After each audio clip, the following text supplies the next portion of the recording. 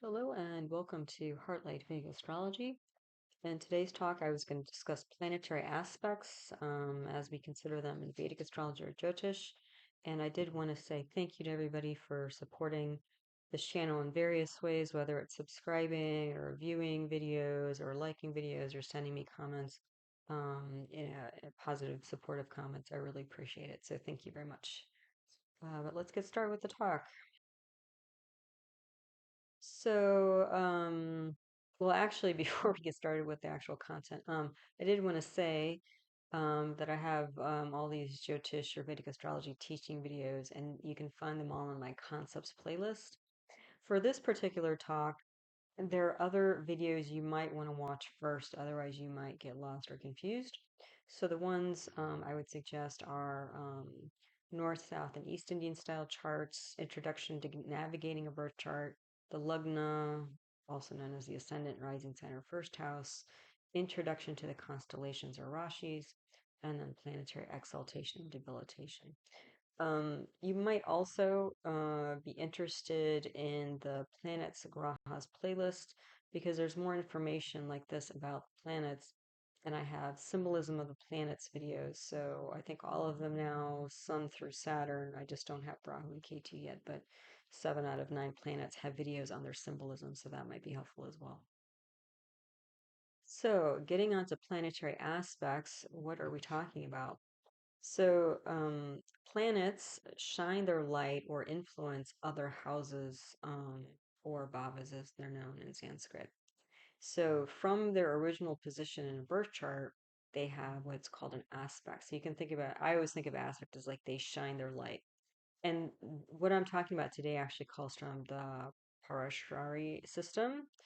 There are other systems where like houses aspect their influence other houses and stuff like that. But in the system, it's just the planets that aspect and influence. So again, depending on which system you're using.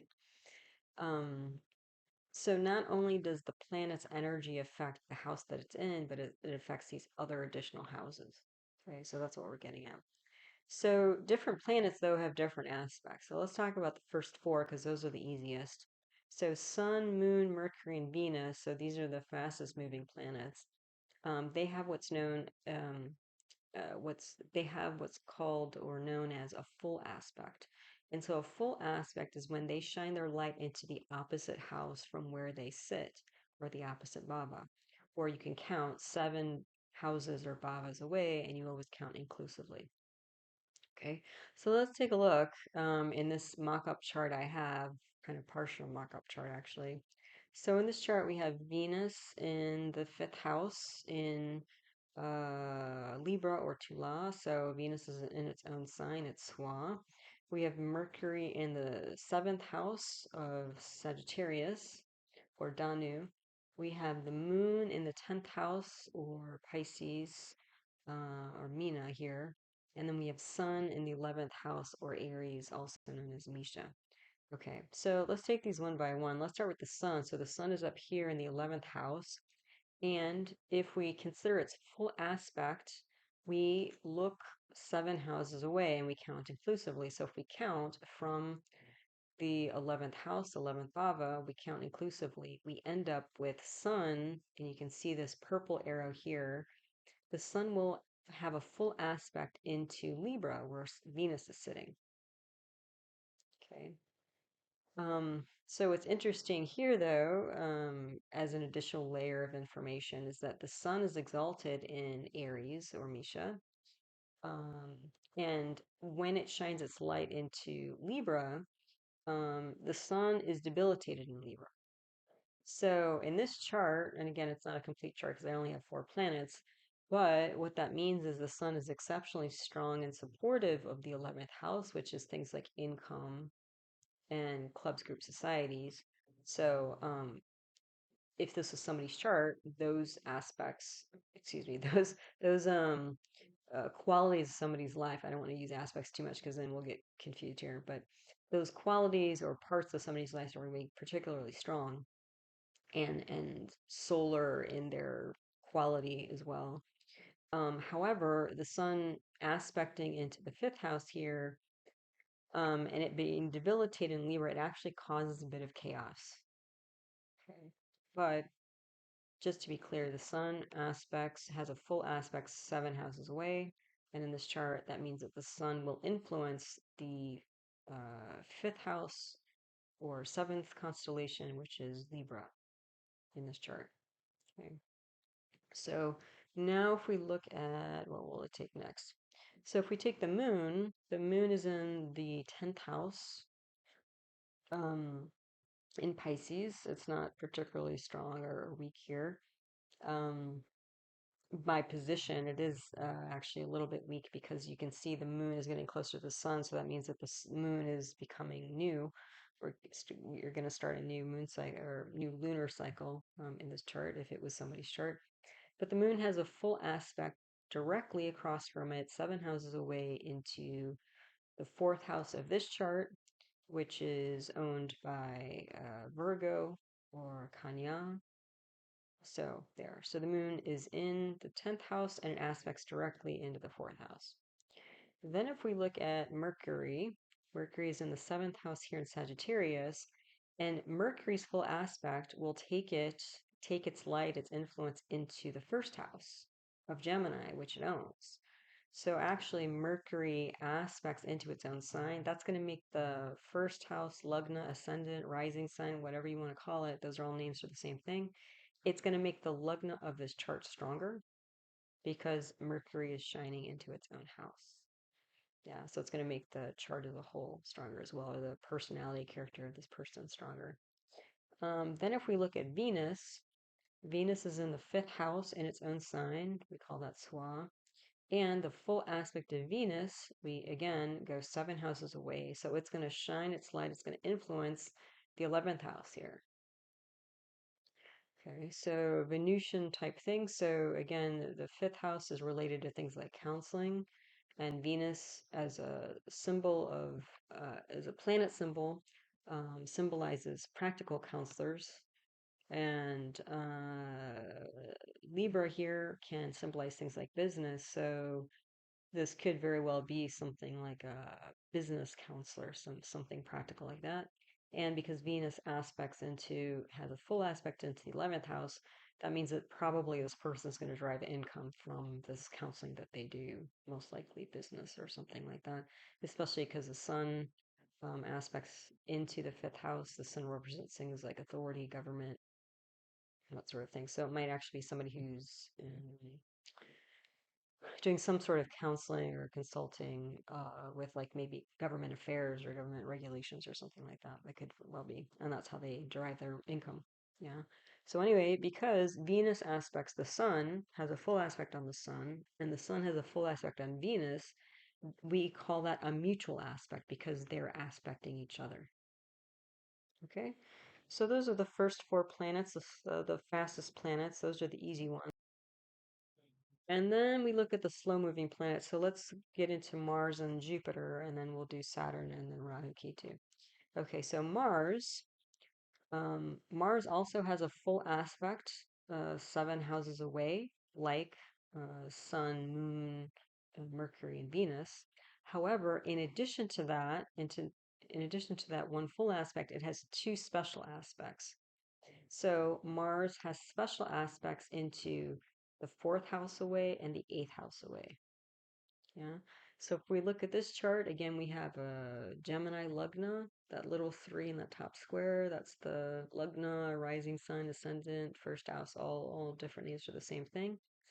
Gemini is ruled by Mercury. So you can see the red arrows here. Mars aspects has a special aspect 4 houses away. So Mars is going to aspect into the Lagna. So it's going to bring that Martian energy into the Lagna. So Mars represents things like innovation, fighting spirit, sometimes an actual fighter, that sort of thing. But because Gemini is a air sign, which represents ideas, this is probably somebody who's going to be an innovator or fighter of ideas. Okay, so again, I only have 2 plants in this chart, but again, if we're already starting to bring symbolism in here, even if you get a couple of planets, you can start to see combinations and placements that start to actually mean something, have some significance. Yeah. The first special aspect for Mars is 4 houses away. So Mars is going to aspect to the Lagna here. It's also going to have a full aspect 7 houses away. That means that Mars is going to aspect into the fourth house, which is ruled by Virgo in this chart. And then Mars has another special aspect 8 houses away. So Mars is going to shine its light, influence the fifth house. Okay, so again, since we have Mars in the fifth house, of counseling, teaching, advising, that sort of thing. Um, this person is probably a innovative counselor, teacher, that sort of thing. Okay, so now if we look at Jupiter, Jupiter has a full aspect like the other planets I've mentioned so far, Sun through Mars. Um, but it has two additional special aspects. They're different from Mars. So Mars has two special aspects into the fourth and eighth house away. Jupiter has two special aspects, 5 and 9 houses away. So in this chart, we have Jupiter in the second house in Cancer. Jupiter happens to be exalted in Cancer. So that's fantastic. That makes Jupiter really strong. Jupiter has a full aspect 7 houses away. So that means if you follow this middle kind of saffron colored arrow, the house directly across from it, Jupiter shines its light, influences the eighth house here, which is ruled by Capricorn. The thing though is that Jupiter is debilitated in Capricorn. So it's going to bring, actually, Jupiter's going to bring a little bit of instability to that house. And then if we consider the two special aspects of Jupiter, the first one's going to be 5 houses away. So Jupiter's going to shine its light into the sixth house of this chart, which happens to be Scorpio. The second special aspect is going to be 9 houses away. So Jupiter's going to shine its light into the 10th house. Okay. Um, yeah, so, and that's actually good in a way. It makes the 10th house very strong because Jupiter is shining or aspecting into its own house. So that's good because the 10th house is ruled by Pisces. Pisces is ruled by Jupiter. And because Mars is in the 10th house and you have Jupiter shining into the 10th house, I've mentioned some of my videos, often, not all the time, but when you have Jupiter and Mars together, or their energy is together by association, like they're actually sitting in the same house together, they're conjoined, we could say, or they're aspecting each other, um, or they're aspecting the same house. In this case, they're not aspecting each other, but Jupiter's doing a one-sided aspect onto Mars. That this person could very likely be a lawyer because Jupiter's oration can symbolize things like oration, speaking, and Mars is again that kind of fighter aspect or fighter energy. So this person can very well be a lawyer, especially because Mars is also aspecting the fifth house of counseling and advisement. Um, yeah, so I think I covered most of the notes I have here. Yeah, so again, this person, even though I only have 2 planets placed, you can see that with Jupiter in the second house representing speech and it's exalted there, this person is going to be a fairly gifted speaker, unless there are other planets there potentially, but probably. At least the base here with just these 2 planets, that's what you'd see. Jupiter aspecting into the sixth house of Scorpio. That could result in things like lawsuits, because the sixth house is related to enemies and debts and things like that, and lawsuits. And Jupiter represents the law. And Jupiter aspecting the eighth house, even though it's debilitated, the eighth house represents things like inheritance, death, bankruptcy, that sort of thing. So, potentially laws or speech around that. And then again, the 10th house, Jupiter aspecting into its own sign of Pisces with Mars there. Um, again, just seeing this, like you can already start to make meaning from it. So, gifted speaker, probably maybe a lawyer. So, there you go. So, that's again how you slowly build up a chart and also slowly build up your skills in reading charts. All right, so we have 2 more slow-moving planets. We have Saturn, or 3 more slow-moving planets, Saturn, and then Rahu Ketu. So Saturn aspects 3, 7, and 10 houses away. So it has one full aspect, that's 7 houses away, like the other planets we've mentioned so far, plus a special aspect 3 houses away and another special aspect 10 houses away. Okay. So in this chart, you can see Saturn is in the third house, owned by Leo, the fifth constellation. That's why that little five is there. And then if it aspects three houses away, that means Saturn's going to shine its light or influence the fifth house again. So all these charts, there's a lot of influence in the fifth house.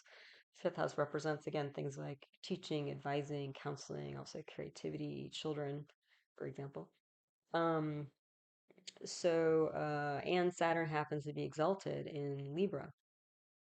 So that's going to make this house strong. And it's also going to aspect seven houses away. So Saturn is going to shine its light, its influence into the ninth house, where Rahu is sitting in Aquarius. And then it's also going to aspect 10 houses away into the 12th house, which is owned in this chart by Taurus, the second constellation. So you can follow those navy blue arrows, and that's where Saturn is shining its light or has its full aspect and two special aspects. Now, Rahu and Ketu, this is a special case. Not everybody does or uses aspects of Rahu and Ketu at all. And some people, like myself, I only use aspects of Rahu and Ketu if they're qualified. And by qualified, what I mean is if Rahu and Ketu are either aspect or are aspected by their dispositor. And dispositor means the owner of the house that they're sitting in. So the first thing is Rahu and Ketu do not have a full aspect like the other planets we've mentioned so far. So they do not aspect seven houses away. If they only have special aspects, and they have their special aspects are 5 and 9 houses away, like Jupiter. Okay, but again, if we're going to use this dispositor qualification, then let's take a look here. So if we look at K2 first in this chart, K2 is sitting in Leo, the fifth constellation. That little five is there for that, to notify that or signify that with Saturn. So, so the planetary owner or ruler of Leo is the sun. So the sun, you can see, only has one full aspect. So the sun is sitting in the fourth house. Sun only shines its light into the 10th house here. So the sun is not aspecting K2, but is K2 potentially aspecting sun? Well, if we look at K2, if K2 aspected 5 houses away in this chart, it means that K2 would shine its light into the 7th house where Sagittarius owns it. Okay, the sun is not there. So K2 is not aspecting its dispositor 5 houses away. What about 9 houses away? Well, 9 houses away from K2 in this chart will be the 11th house of Aries, the first constellation. Okay. And so if the sun was sitting in the 11th house in this chart, we could take these special 5, 9 special aspects of K2, but the sun is sitting in the 4th house, not the 11th house. So in this chart, I would not take 5 and 9 special aspects of K2. However, if we look at Rahu, that's a different story. So the Rahu is in Aquarius. The ruler of Aquarius is Saturn. So Saturn is the dispositor, kind of you can think of dispositor as landlord of Rahu. Okay, so where's Saturn? Saturn is shining its light. It has a full aspect on Rahu. It's like, okay, that means we can take the special aspects of Rahu. So if we take the fifth special aspect of Rahu, 5 houses away, that means Rahu will shine its light influence into the Lagna, first house, rising sign, ascendant. That purple arrow going to the top of the chart here. If we take the 9 houses away aspect, special aspect of Rahu, that means Rahu is also going to be shining into the fifth house. And so I would do that for this chart. Okay. But again, some people don't use any aspects of Rahu Ketu. Some people always use both, special aspects of both, regardless of whether dispositor is involved or not. So Rahu and Ketu is the most complicated, potential story, depending on what you learn in your training and that sort of thing. But again, even though I only have, 4 planets here, and Sun is kind of out of the mix, you can see that we have K2 and Saturn um, in the third house of speech. And so K2 and Saturn represent things like foreign things. So this is somebody who could be interested or very adept at foreign languages. It also represents things like technology. Um, Rahu and Saturn both aspect into the fifth house, Libra here, where Saturn's exalted. The fifth house, besides representing things like advising, consulting, teaching, children, creativity, it also um, uh, symbolizes things like mantra, use of mantra.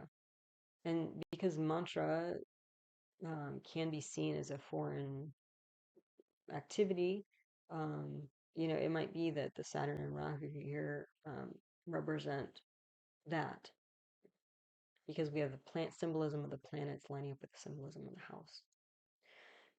And because Saturn is strong, sometimes when we have a very strong Saturn in a chart, that can indicate things related to India or to other traditional cultures. And again, Rahu, both Saturn and Rahu represent things like foreign people and foreign ideas, that sort of thing. And then in the ninth house of Aquarius, we have Rahu sitting there, and then Saturn's aspecting it. So we have Saturn and Rahu matched up again in the ninth house of spirituality. So because Saturn is aspecting into its own sign, it makes this house very strong. And again, Saturn and Rahu represent things like foreignness, but Saturn also represents things like tradition. So again, if we were starting to build a chart for somebody, this might mean that this person was actually quite religious.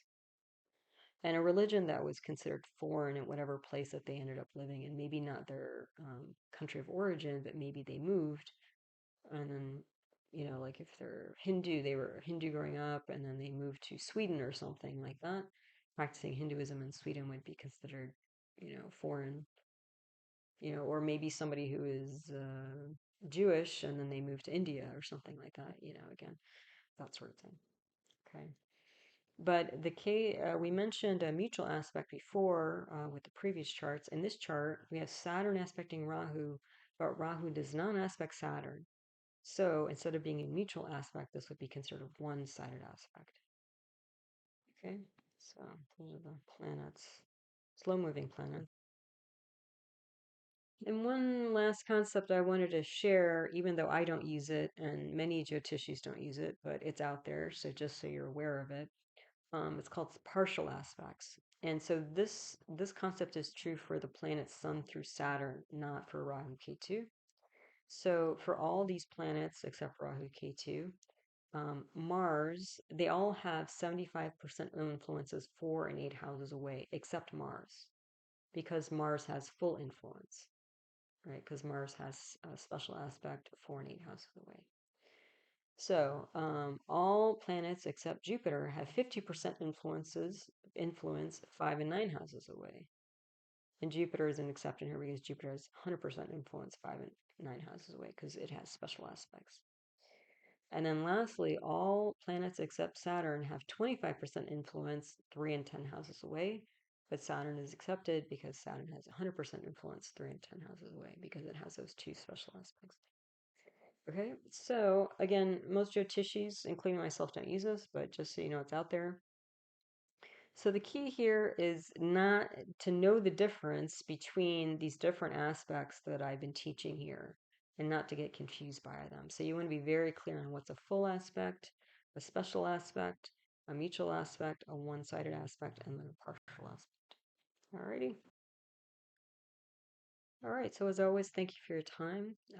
Appreciate your support and your interest in Jyotish Vedic Astrology. Again, all of my teaching videos on the subject are in my concepts playlist.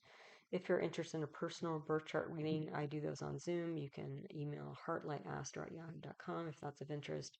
I also have another YouTube channel on natural medicine that includes other Vedic arts such as yoga and Ayurveda, in addition to things like homeopathy and naturopathic medicine. And that channel is called Nature Source Care. So if that's of interest, it's also up and out there. So as always, take good care, and until the next one, namaste.